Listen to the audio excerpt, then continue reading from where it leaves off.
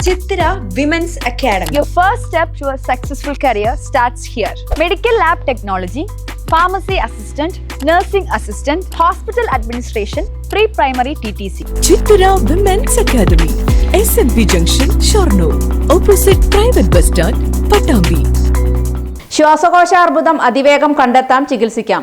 ലോക ശ്വാസകോശാർബുദ ദിനത്തിൽ രോഗത്തെക്കുറിച്ചുള്ള അറിവ് പങ്കുവച്ച് താലൂക്ക് ആശുപത്രിയിലെ ഫിസിഷ്യൻ ഡോക്ടർ മനോജും ഓൺകോളജിസ്റ്റ് ഡോക്ടർ ഇന്ദുവും. ക്യാൻസർ രോഗികളുടെ എണ്ണത്തിൽ ഗണ്യമായ വർധനവുണ്ടാവുന്ന ഒരു കാലഘട്ടമാണിത്. ക്യാൻസർ വർദ്ധിക്കുന്നത് പോലെ തന്നെയാണ് ജനങ്ങൾക്കിടയിൽ ഈ രോഗത്തിനെ കുറിച്ചുള്ള തെറ്റായ ധാരണകളും ഏറുന്നത്. പല അവയവങ്ങളിലും ഈ രോഗം കണ്ടുവരുന്നുണ്ട്. അതിലൊന്നാണ് ശ്വാസകോശ അർബുദം. ആഗോളതലത്തിൽ ക്യാൻസർ മൂലമുണ്ടാകുന്ന മരണങ്ങളിൽ ഒന്നാമതാണ് ശ്വാസകോശ അർബുദം. പുകവലിയാണ് ഇതിലേക്ക് നയിക്കുന്ന പ്രധാന വില്ലൻ. പുകവലിക്കുന്നവർക്ക് പുറമെ ഈ പുക ശ്വസിക്കുന്നവർക്കും ഈ രോഗം പിടിപെടാനുള്ള സാധ്യത ഏറെയാണ്. ലോക ശ്വാസകോശ അർബുദ ദിനത്തിൽ ഈ അസുഖം ഏറ്റവും അധികം വരാൻ സാധ്യതയുള്ളത് ആർക്കൊക്കെയാണെന്ന വിവരം പങ്കുവെക്കുകയാണ് ഒറ്റപ്പാലം താലൂക്ക് ആശുപത്രിയിലെ ഫിസിഷ്യൻ ഡോക്ടർ മനോജ്.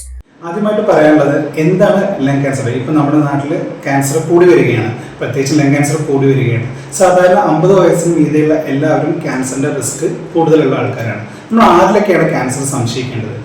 പുകവലി കൂടുതലുണ്ടെന്ന് പറയുകയാണെങ്കിൽ ഒരു ദിവസം 10 സിഗരറ്റെങ്കിലും വലിക്കുന്ന ആൾക്കാർ 10 വർഷം കഴിയുമ്പോഴേക്കും അവർക്ക് ശ്വാസമുട്ടിൻ്റെ അസുഖം വരാനുള്ള സാധ്യത കൂടുതലാണ്. അത് 20 വർഷമാണെങ്കിൽ അവർക്ക് ക്യാൻസറിൻ്റെ റിസ്ക് കൂടുതലാണ്. അപ്പോൾ 20 കൊല്ലത്തോളമായിട്ട് 10 സിഗരറ്റ് ദിവസം വലിക്കുന്നവർക്ക് 50 വയസ്സിന് മീതെയുള്ളവർക്കൊക്കെ ക്യാൻസർ വരാനുള്ള റിസ്ക് കൂടുതലാണ്. അപ്പോൾ നമ്മൾ ആരിലൊക്കെയാണ് ക്യാൻസർ സസ്പെക്ട് ചെയ്യുക? ഓക്കെ, ഏതെങ്കിലും ഒരാൾക്ക് പെട്ടെന്ന് വെയിറ്റ് കുറയാണ്, ചുമയ്ക്കുമ്പോൾ രക്തം കാണാണ്, അതേമാതിരി നിർത്താതെ പനിയും ചുമയും ഇടയ്ക്കിടയ്ക്ക് വന്നു പോയിക്കൊണ്ടിരിക്കുകയാണ്, അങ്ങനെയുള്ളവർക്ക് എല്ലാവർക്കും ക്യാൻസർ ഉണ്ടാവാനുള്ള സാധ്യത വളരെ കൂടുതലാണ്.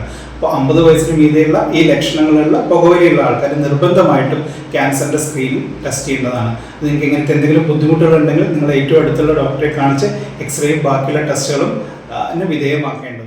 ക്യാൻസർ വന്നാൽ പിന്നെ രക്ഷയില്ല എന്ന് പറഞ്ഞ് പേടിക്കുന്ന ഒരു സമൂഹം ഇന്നും നമുക്കിടയിൽ ഉണ്ട്.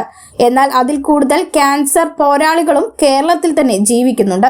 ഈ രോഗം വേഗത്തിൽ കണ്ടെത്തി ചികിത്സിക്കാൻ കഴിയുമെന്നാണ് ഒറ്റപ്പാലം താലൂക്ക് ആശുപത്രിയിലെ ഓങ്കോളജിസ്റ്റ് ഡോക്ടർ ഇന്ദു പങ്കുവയ്ക്കുന്നത്.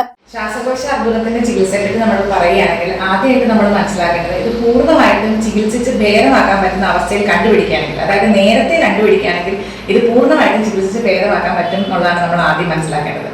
ചികിത്സയിൽ ഏറ്റവും ഇമ്പോർട്ടൻ്റ് അത് കൃത്യസമയത്ത് ലക്ഷണങ്ങൾ കണ്ടുപിടിക്കുകയും അതേ സമയത്ത് ചികിത്സ തേടുകയാണ് ചെയ്യേണ്ടത്. ലേറ്റ് സ്റ്റേജ് ആയാൽ മാത്രം കുറച്ച് ബുദ്ധിമുട്ടുകളുണ്ടെങ്കിലും നേരത്തെയുള്ള നമുക്ക് കണ്ടുപിടിക്കാൻ സാധിക്കുകയാണെങ്കിൽ പൂർണ്ണമായിട്ട് ചികിത്സിച്ച് ഭേദമാക്കാൻ സാധിക്കും. അത് മാത്രമല്ല, എന്താണ് ഇതിന്റെ ചികിത്സാവിധികൾ? ചികിത്സാവിധി പല രീതിയിലുണ്ട്. ഒന്നുകിൽ കീമോതെറാപ്പി ആകാം, അല്ലെങ്കിൽ റേഡിയേഷൻ ആകാം, അല്ലെങ്കിൽ ഓപ്പറേഷൻ ആകാം. അതുകൂടാതെ നമുക്ക് ജനിതകമായിട്ടുള്ള മാറ്റങ്ങൾ കണ്ടുപിടിച്ചിട്ടുള്ള നൂതനമായ ടാർഗറ്റഡ് തെറാപ്പി, അതായത് ടാർഗറ്റഡ് തെറാപ്പിയുടെ മരുന്നുകളൊക്കെ നമുക്ക് സത്യം പറഞ്ഞാൽ പ്രഷറിനും ഷുഗറിനും ഗുളിക കഴിക്കുന്ന പോലെ കുറെ നാളുകൾ നമുക്ക് മുന്നോട്ട് നമുക്ക് നീട്ടാൻ സാധിക്കും. അതുകൊണ്ട് ക്യാൻസർ വന്നു എന്ന് വിചാരിച്ചൊന്നും ഇതിന്റെ ഒരു അവസാനമല്ല.